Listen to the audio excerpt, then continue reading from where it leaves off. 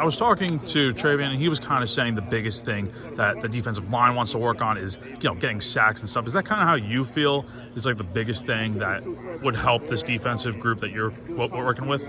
Yeah. I think we have a lot of depth this year. That's one thing. We just had a defensive meeting. That's one thing. We have a lot of depth, a lot of competition in the room.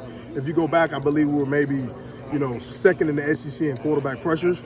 The next step is finishing those and those turning into sacks. Yeah. So absolutely, that's the goal. What's kind of the key, the right technique, in your opinion, to leading to more sacks and stuff and getting more pressure on those guys? Yeah, I think really is number one thing we talk about is approach to get off.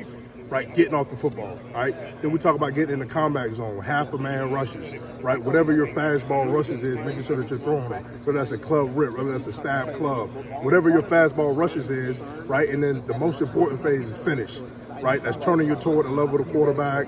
We talk about turning your toe and run, reach, right? Trying to get script sacks, right? Get the ball back to Lenoris and Robbie Ashford and those guys, those really good quarterbacks that we got. Brian Thomas really showed some flashes last year. I think like the A&M game, for instance, was a really good one for him. He had some other good games too. Is he a guy that you're really thinking that you're expecting to take big steps forward this year? Absolutely. When you talk about those sacks, he had a lot of pressures last year, so his next step is finishing those to be sacks. That Texas A&M game was a good example of him turning his toe, and he ended up getting a script sack in that game as well. So I'm looking forward to big things for Brian Thomas.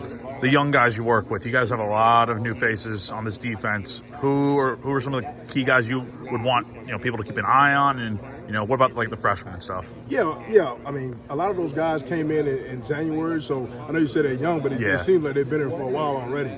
But a guy like Fred Johnson, a guy that comes to mind, a height, weight, speed guy, who really has those intangibles.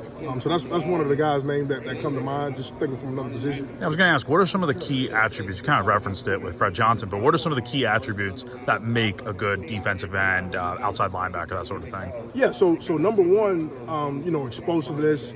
We always want to we'll talk about setting dominant vertical edges in the run game, being able to do that, and then just like I said, like you said earlier, affecting the quarterback, right? Being able to affect the quarterback and create some disruptive in the backfield. Yeah.